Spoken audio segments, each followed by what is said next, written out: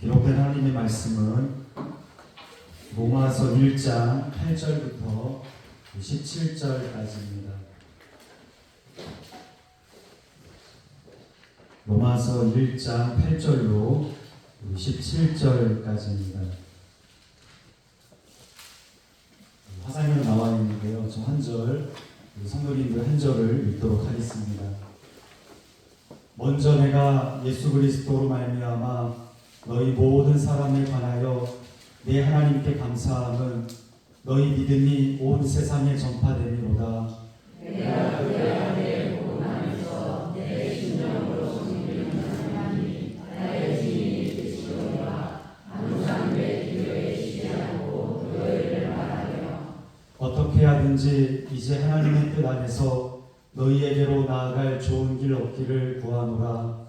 내가 너희 오기를 간절히 원하는 것은 어떤 신령한 은사를 너희에게 나누어 주어 너희를 경고하게 하려 함이니 이는 곧 내가 너희 가운데서 너희와 나의 믿음으로 말미암아 피차 아니함을 얻으려 함이라. 문제가 내가 여러 너희에게 하고자 하는 것을 너희가 모르기를 원하지 아니하니 이는 너희 중에서도 하나님과 중에서와 같이 열매를 맺게 하려 함이로되 지금까지 길이 막혔도다. 헬라인이나 야만인이나 지혜 있는 자나 어리석은 자에게 다 내가 비친 자라. 그러므로 나는 할 수 있는 대로 너희에게 너희에게도 모든 자에게 원하노라. 내가 복음을 부끄러워하지 아니하노니 이 복음은 모든 믿는 자에게 구원을 주시는 하나님의 능력이 됨이라. 먼저는 유대인에게요 그리고 헬라인에게로다. 복음에는 하나님의 은혜가 나타나서 믿음으로 우리에게 하나니 기록된 바 오직 우리는 믿음으로 말미암아 회개하노라. 아멘. 할렐루야. 오늘 시간 사랑하는 성도 여러분들에게 하나님의 크신 은혜가 함께 하시기를 간절히 축원합니다. 지난 주일부터 로마서를 지금 성경 연구를 하고 있는데요. 이제 메모하실 분들은 메모하셔도 좋고요. 또 이번 기회를 통해 로마서를 통해 하나님께서 우리에게 원하시는 뜻을 함께 발견할 수 있기를 바랍니다. 지난 시간에 했던 이야기는 로마서를 읽은 많은 사람들이 각 시대마다 그때를 변화시켰다라는 이야기를 했습니다. 오늘날 많은 사람들이 위기라고 하는 말을 많이 합니다. 위기는 동전의 한 면과 같아서 그걸 뒤집어 보면 위기가 기회가 될 수 있는 겁니다. 항상 각 시대마다 힘들고 어려울 때 또 위기는 찾아왔습니다. 앞으로도 마찬가지겠죠. 중요한 것은 그 위기를 바라보는 우리 사람, 또 어떤 신앙의 모습을 가지고 있느냐에 따라서 위기 때문에 좌절하고 낙심할 수도 있지만 오히려 그것이 우리에게 조로의 기회가 되어져서 하나님이 주시는 큰 축복을 얻을 수 있는 축복의 통로가 될 수도 있다는 것입니다. 그게 바로 로마서입니다. 로마서를 읽었던 지금부터 1600년 전이죠. AD 400년 정도쯤에 어거스틴이라고 하는 분이 있었는데 그때 당시에는 이단들이 참 많았습니다. 기독교를 많이 공격을 했거든요. 그때 이 어거스틴은 로마서를 읽으면서 이야기를 합니다. 하나님께서는 우리를 믿음으로 세워주셨고 믿음으로 말미암아 구원을 얻었기 때문에 우리가 늘 승리할 수 있습니다. 이것을 아주 신학적으로 잘 설명을 해주었어요. 그것 때문에 그 당시 많은 펠라기우스라든지 많은 이단들과 싸워서 이길 수가 있었던 겁니다. 루터도 마찬가지죠. 그는 종교개혁자입니다. 루터는 로마서를 읽고 마음의 심령의 뜨거움을 얻게 됩니다. 더 나아가 그는 그 은혜를 가지고 많은 사람들을 변화시켜 나가죠. 그때 당시에는 카톨릭이라고 하는 정말 깨질 수 없는 어떻게 보면 장벽과 같죠. 도저히 이길 수 없는 엄청난 대단한 골리앗과 같았는데 그 천주교 카톨릭과 싸워서 종교개혁을 일으켰던 루터, 그 루터도 바로 로마서를 통해서 그 종교개혁의 시작을 발견하게 되었던 것입니다. 또 우리 성결교 감리교의 창시자인 웨슬레도 마찬가지죠. 그도 하나님께서 주신 그 은혜를 가지고 그 시대를 바라보니까 소망이 없었던 겁니다. 그때 당시 산업혁명 때 많은 사람들이 굶주리고 빈부격차가 아주 하늘과 땅 차이로 벌어져 버렸습니다. 그러니까 많은 노동자들 또 광산에서 일하는 모든 사람들이 부자들을 저주하고 나라를 욕하면서 그렇게 살았습니다.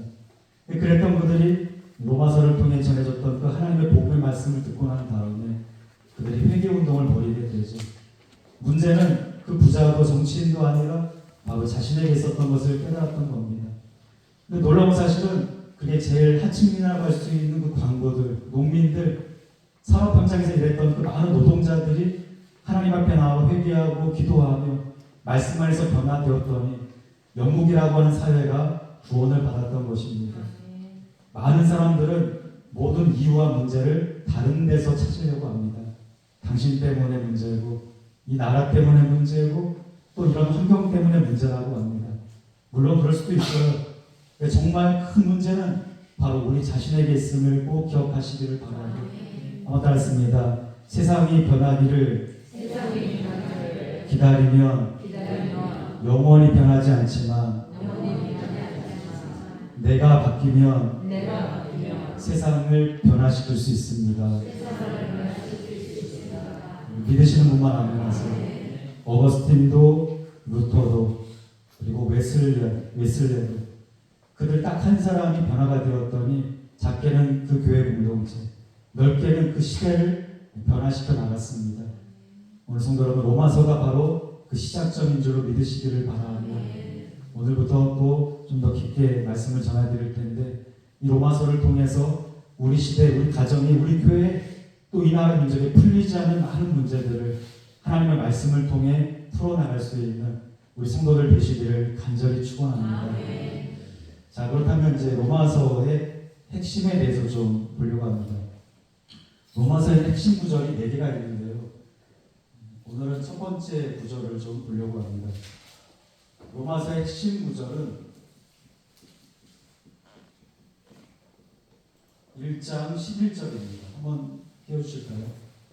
로마서 1장 11절에 보면 첫 번째 구절이 나옵니다. 같이 읽겠습니다. 내가 너희 보기를 어떤 신령한 은사를 너희에게 나누어 주어 너희를 견고하게 하려 합니다. 아멘. 로마서를 쓴 사람은 바울이죠. 바울은 목적을 가지고 썼습니다. 단순히 그냥 신앙생활 잘하세요, 우리 뭐 착하게 삽시다, 그러려고 쓴 게 아니에요. 로마서는 바울의 서신서들 가운데 최고봉입니다. 신학과 모든 신앙의 결정체라고 할 수 있을 정도로 그 무게감이 상당합니다. 그렇다면 어떤 목적으로 썼는지를 먼저 알아야겠죠. 그 목적은 바로 맨 마지막에 있는 단어입니다. 한번 따라했습니다. 너희를 경고하게 하려 함이니. 그 당시 로마에 있는 교회 성도들을 그리고 그 교회를 견고하게 세우려고 바울은 로마서를 썼던 겁니다.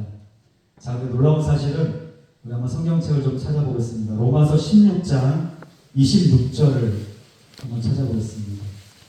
로마서는 16장까지 있는데요. 26절에 보면 똑같은 말씀이 나옵니다. 16장 26절입니다. 자, 우리 화상에는 안 나와 있고 성경책을 보셔야 합니다. 16장 26절입니다. 같이 읽겠습니다. 자, 시작. 이제는 나의 신과 되었으며 영원한 하나님의 은혜가 선지자들의 글로 말미암아 모든 민족이 믿어 순종하게 하시려고 알까지나 그 시대의 계시를 따라 된 것이니 이 복음으로 너희를 능히 견고하게 하실. 아멘. 자, 로마서 1장도 이제 경고에 대해서 이야기를 하고요. 마지막 16장에 보면 로마 교회와 그 성도들을 경고하게 하려고 로마서를 썼다라는 것을 알게 됩니다. 그러면 이 경고하다라고 하는 말이 무슨 뜻인지를 알아야겠죠. 원문에 보면 헬라어로 스테 미조라고 하는데 참 은혜로운 뜻이 있어요.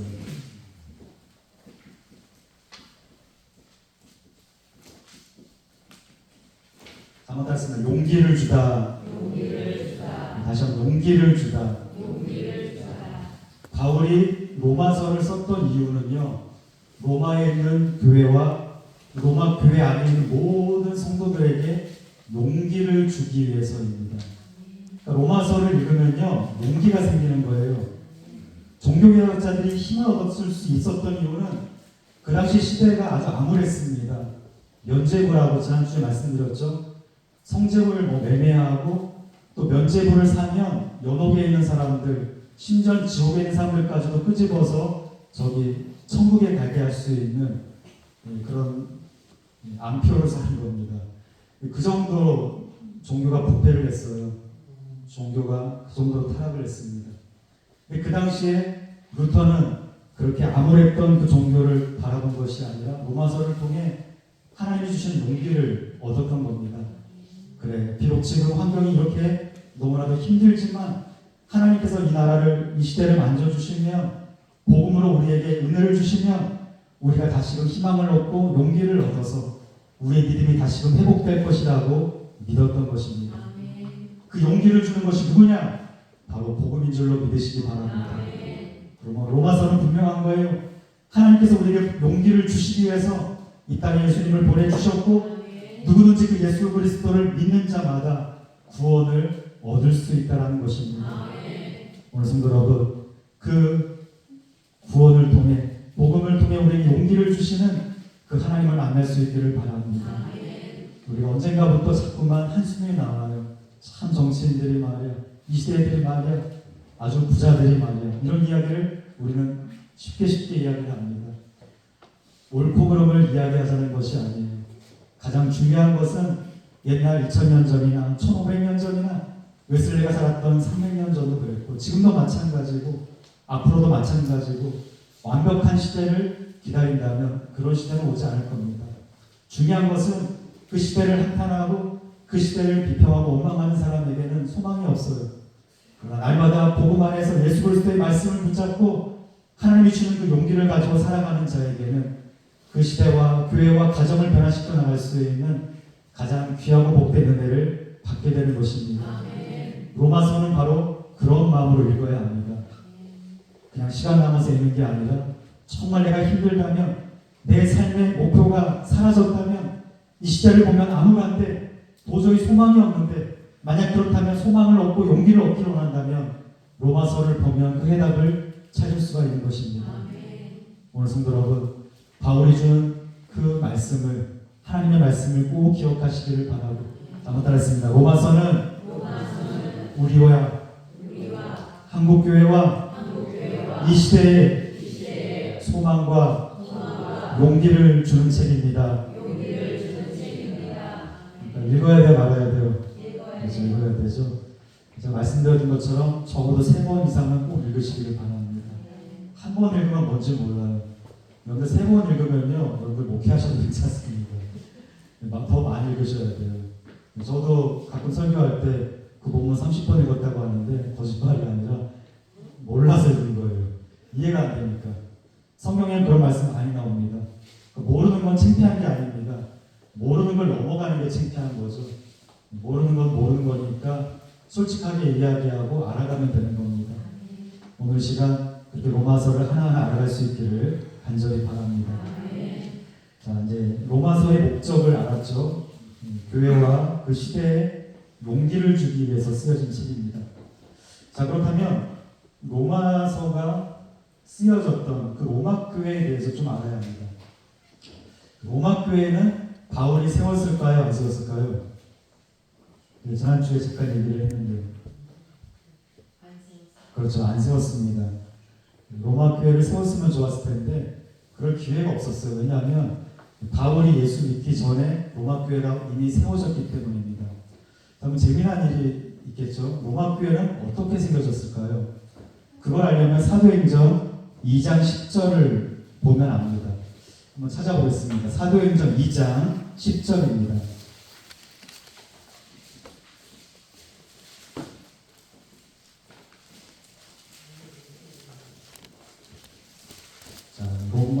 사도행전 2장 10절에 보면 로마 교회의 시작이 어떻게 되는지 알 수 있습니다. 자, 우리 읽겠습니다. 자, 시작.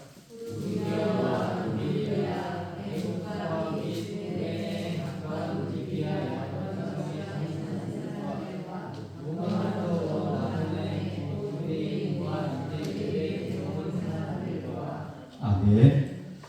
그냥 무심코 읽으면 무슨 내용인지 잘 모르는데 자세히 보면 로마로부터 온 나그네라고 나옵니다. 보통 우리가 디아스포라 유대인이라고 하죠. 유대에 살지 않는 다른 지역에 거주하는 사람들. 우리말하면 뭐 제비교포, 제일교포, 뭐 제중교포. 국적은 우리나라이거나 다른 나라 걸 취득했다 할지라도 민족은 우리나라이기 때문에 다른 나라에 거주하는 사람들 디아스포라라고 말합니다. 흩어져 있는 사람이라는 뜻이에요. 거기 보면 유대인이 나오죠. 순수 유대인입니다. 또 유대교에 입교한 들어온 사람들이라고 하는 것은 이방인 가운데 개종해서 유대교에 들어왔다라는 겁니다. 유대인들은 1년 중에 아주 중요한 절기가 있습니다. 3대 절기죠. 이 절기 가운데 최소한 한 번 정도는 본국인 예루살렘에 와서 예배를 드려야 합니다. 아무리 멀어도 그런 절기를 꼭 지키는 것이 어떻게 보면 암묵적인 룰입니다. 그래서 보통은 3번 절기를 다 지키는 사람들도 있지만 워낙 멀리 떨어져 있는 사람들은 1년 중에 한 번 정도 오고 가는 데만 해도 벌써 한 달 걸리고 체류 기간도 보통 한 달 정도 됩니다. 1년에 한 2달 정도 예루살렘에 거주하는 경우가 많은 거예요. 로마에 살았던 유대인들 유대교로 개종했던 사람들이 예루살렘에 절기를 지키러 왔는데 그때가 바로 칠주일절입니다. 우리 식으로 말하면 오순절 그리고 맥주절을 말합니다. 이 칠주일절에 예루살렘에 와서 딱 봤는데 충격적인 모습을 봅니다. 그때 당시 마가다락방에 성령 강림이 임했거든요. 사람들이 모여 있는데 자신들이 이미 알고 있는 동네 사람들, 뭐 친지들, 가족들 다 있겠죠.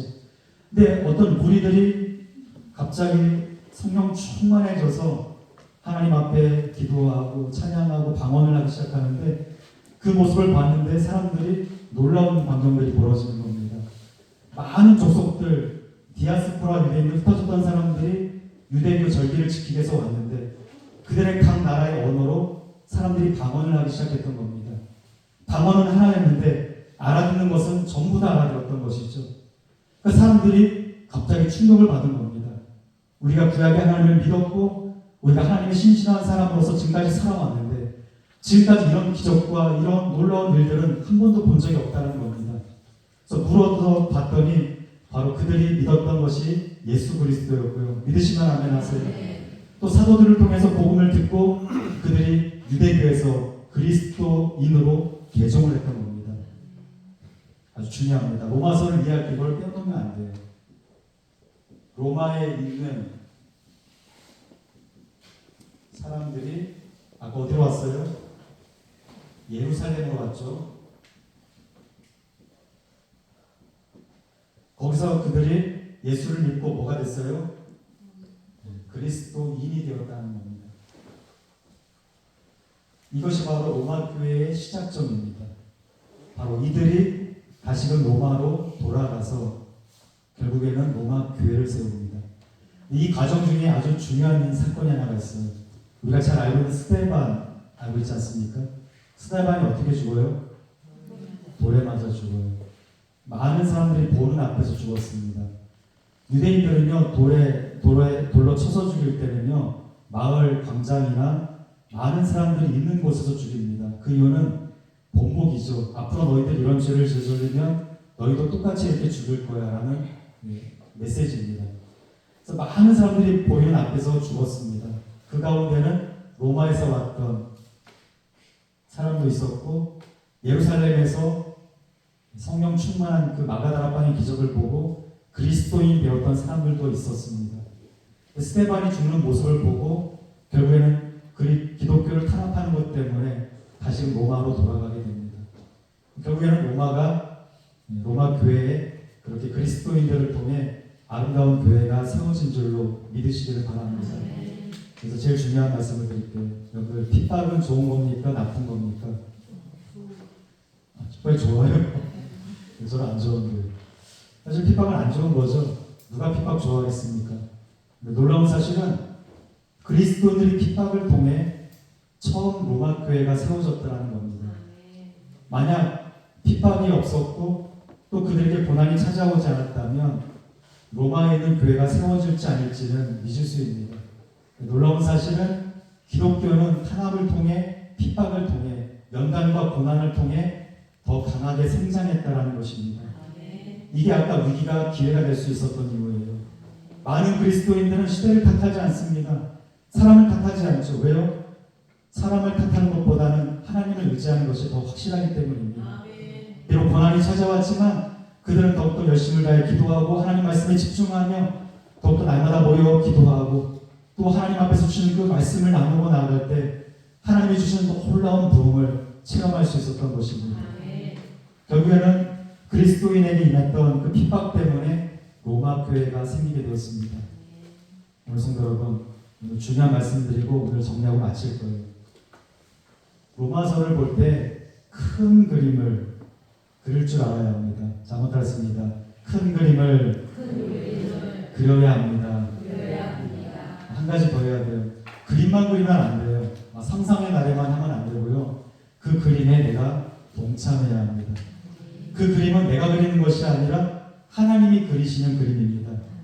하나님은요, 한 성도들을 택하셔서 교회를 택하시고 또 그리고 하나님의 귀한 사람들을 한 명 한 명 택하셔서 그림을 그리십니다. 처음에 그 그림이 뭔지 몰라요. 놀라운 사실은 핍박과 연단을 거치면서 그들의 믿음이 더욱더 강해질 때 결국에는 하나님께서 의도하셨던 놀라운 일들을 우리가 발견하게 되는 겁니다.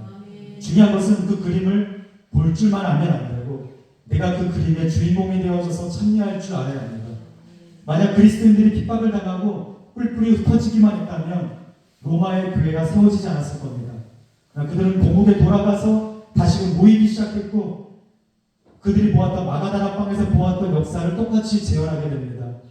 모여서 떡을 떼며 합심해서 기도하고 항상 성령 충만하기를 기도하게 될 때 하나님께서는 그곳에 교회를 세워주시고 그 교회가 날마다 더욱더 부흥하게 되었던 것입니다. 이것이 바로 하나님께서 그리시는 아름다운 그림이고 그 그림에 동참하는 성도가 쓰임받는 성도가 될 줄로 꼭 믿으시기를 바랍니다. 자, 오늘 이거는 꼭 적으셔야 됩니다. 이거 말고요. 다음 거. 자, 예루살렘에 핍박이 찾아왔죠. 그래서 세워진 교회가 무슨 교회예요? 그렇죠. 로마 교회입니다. 그러니까 교회는요, 십자가의 피 없이는 세워지지 않습니다. 순교와 희생과 또 눈물 없이 세워지는 게 아닙니다. 우리 수백교회 64년 역사도 마찬가지죠. 우리 초창기 때 우리 성도님들, 고비 때마다 교회를 지켜오신 성도님들이 계셨기 때문에 우리 교회가 여기까지 온 줄로 믿으시기 바랍니다. 그 핍박과 고난과 아픔들을 끝까지 참고 인내하셨기 때문에 우리 교회가 여기까지 온 거예요. 예루살렘 교회도 마찬가지입니다. 핍박이 찾아왔을 때 거기에 흩어졌던 사람들이 로마 교회를 세우게 됐죠. 더 놀라운 사실은 로마 교회에 핍박이 찾아옵니다. 예루살렘에서 로마에 갔던 사람들이 교회를 개척을 했는데 놀라운 일이 벌어졌어요.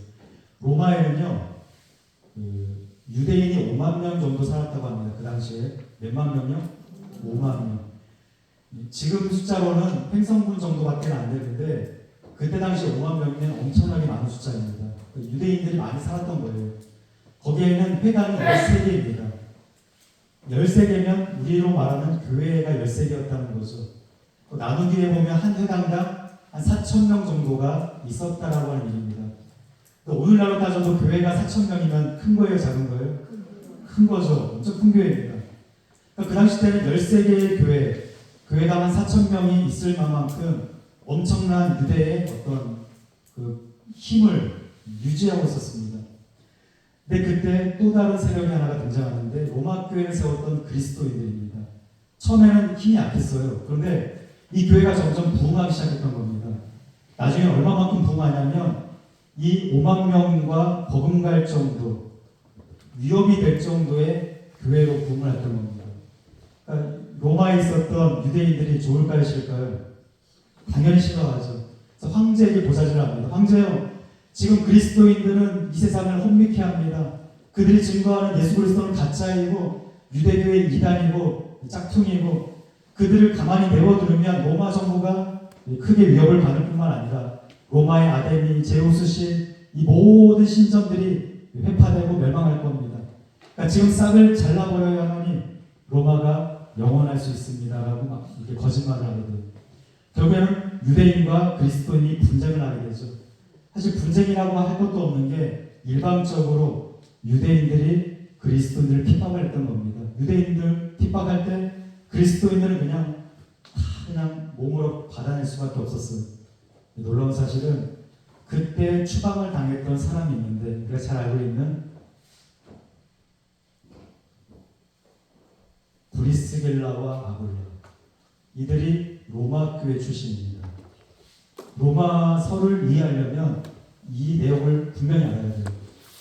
자, 브리스길라와 아굴라가 어느 교회 출신이에요? 자, 로마 교회 출신. 여러분들은 어디 교회 출신이에요? 그렇죠. 어느 교회 출신인지 바로바로 나와요. 브리스길라와 아굴라가 로마 교회 출신이죠. 브리스길라는 로마인 여자이고요. 아굴라는 유대인이었다가 어떻게 보면 이방인과 결혼해서 로마에 거주했던 사람입니다. 이 부부가 로마 교회에서의 전도를 받고 어떻게 보면 회심을 한 거죠. 기독교로 개종을 했다가 이때 로마 교회 큰 탄압 때문에 도망을 치게 됩니다. 그리고 간 곳이 어디였냐면 그 유명한 고린도이죠. 고린도에서 누구를 만나요? 그래서 바울을 만납니다. 그 세 사람이 세운 교회가 고린도 교회입니다. 로마서에 보면 계속 반복되는 특징이 있습니다. 뭐냐면 핍박이에요. 예루살렘 교회에 임했던 핍박 때문에 흩어졌던 사람들이 다시금 모였고, 그들이 예수 그리스도로 말미암아 큰 은혜를 받고 로마 교회를 세우게 됩니다. 또 로마 교회가 부흥을 하게 되니까 또 사람들이 시기해서 핍박을 하죠. 근데 그때 당시 예수 믿었던 브리스길라와 아굴라가 고린도 지역에 가서 바울을 만나 교회를 세웁니다. 그렇게 세워진 교회가 고린도 교회고요. 중요한 것은 이 고린도 교회 하나 때문에 갱그레아라든지 여러 지역에 여러 가지 개척교회들이 막 많이 생기게 됩니다. 그래서 그 지역에 있는 많은 지역들이 예수를 믿고 주님 앞에 돌아오는 놀라운 은혜가 임했다는 겁니다. 오늘 성도 여러분, 이 흐름을 꼭 아시면 로마서를 이해하는데 정말 은혜가 더 넘치게 됩니다. 예루살렘도 로마 교회도 결국에는 뭘 받았어요? 핍박을 당합니다. 그 핍박이 오히려 그들에게는 자양분이 되어져서 더 많은 씨를 뿌리고 더 많은 수고를 통해 아름다운 열매를 맺히게 되었던 겁니다. 그 교회가 로마 교회이고 그렇게 세워졌던 교회가 고린도 교회이며, 그 고린도 교회를 통해 많은 지역에 새로운 교회들이 세워졌다는 겁니다. 오늘 성도 여러분, 우리 수백교회는 예루살렘과 로마 교회처럼 이제는 하나님께서 기뻐하시는 아름다운 교회를 세워나가고 복음을 전파할 수 있는 그런 복된 교회가 되기를 바랍니다. 이걸 알면 하나님의 그림이 보이기 시작합니다. 하나님은 이런 일들을 통해, 핍박을 통해 새로운 교회를 세우셨고 그 복음의 역사를 통해 놀라운 구원의 은혜를 주셨다는 겁니다. 그러니까 핍박이 찾아올 때는 그게 위기가 될까요? 기회가 될까요? 기회예요. 항상 우리는 기도하는 성도들은 핍박이 찾아오거든 우리가 너무나도 안주했기 때문에 하나님께서 우리를 통해 복음 전하라고 하시고 이제 영혼을 구원하라고 하시고 이제 세상에 나가서 전도하고 복음 전파함으로 우리 교회의 사명을 감당하라고 하는 뜻이라는 것을 발견할 줄 알아야 합니다. 우리가 계속 현실에 안주하며 너무나도 게을러지고 복음 전파에 더욱더 힘을 다하지 않는다면 우리는 또한 그 큰 그림에 동참하지 못하는 사람이 될 수밖에 없다는 겁니다. 오늘 시간 우리가 복음의 큰 그림에 동참하기 위해서는 이제라도 핍박을 당하고 어려움이 찾아올 때마다 그래 맞아 내가 정신을 바짝 차리고 더 전도해야지, 복음을 전파해야지, 그렇게 열심을 다해 순종하게 될 때 하나님의 큰 그림의 주인공이 될 뿐만 아니라 더 나아가 브리스길라와 아굴라, 바울과 같은 그렇게 귀한 사명 감당하게 되는 줄로 꼭 믿으시기를 바랍니다. 오늘 말씀 마칠게요. 제가 이 말씀을 오늘 아주 중요하게 말씀드렸던 이유는 로마 교회가 세워졌던 우리가 잘 알지 못했던 이야기를 꼭 들려드리고 싶었었기 때문입니다. 로마 교회는 하늘에서 떨어진 교회가 아니에요. 많은 사람들이 로마 교회는 그냥 스쳐 지나가듯이 어떻게 하다 보니까 세워진 교회라고 생각하는데 천만의 말씀입니다. 핍박과 피해에 의해서 세워졌던 교회이고 수없이 많은 핍박을 당했던 교회입니다. 그러면서 브리스길라와 아굴라와 같은 훌륭한 성도들을 배출했던 교회이죠. 지금 우리 한국교회가 가장 중요하게 여겨야 될 것은 건물이 아닙니다. 외형이 아니에요. 숫자가 아닙니다. 내실 있는 정말 생명을 걸 수 있는 그런 사람들을 세우고 만들어야 합니다. 앞으로 우리 한국교회 또 우리 수백교회 이 나라 민족에 큰 핍박이 찾아올 수도 있어요. 물론 그날이 오지 않기를 기도하시기를 바랍니다. 그러나 여러분들 요즘 전쟁이 점점 많아지죠. 뭐 들리는 소문에 의하면 대만에서도 전쟁이 날 수 있고 대만이 전쟁 벌이면 우리나라도 안전하지를 못해요. 그러니까 지금 안전한 데는 이 세상에 없다는 겁니다. 만약 전쟁이 일어난다면 그 일어나지 말아야 될 전쟁이 일어났을 때 우리는 준비가 되어 있어야 합니다. 영적으로 깨어 있어야 되고 분별할 줄 알아야 되고 어느 줄에 서야 되는지를 확실히 붙잡고 나가야 합니다. 그걸 가르쳐 주시는 분은 성령님이시고 그 배후 역사하신 하나님의 큰 그림을 그릴 수 있는 사람, 그 그림에 동참할 수 있는 성도만이 그 말씀에 순종할 수 있는 것입니다. 오늘 성도 여러분, 핍박이 찾아올 때마다 싶을 대로 낙심하거나 우왕좌왕하지 마시고 우리 수백교회 성도만큼은 그래 내가 지금 기도해야 될 때고 하나님 말씀을 붙잡아야 될 때고 하나님 말씀 따라 순종해야 될 때임을 믿으시기를 바랍니다.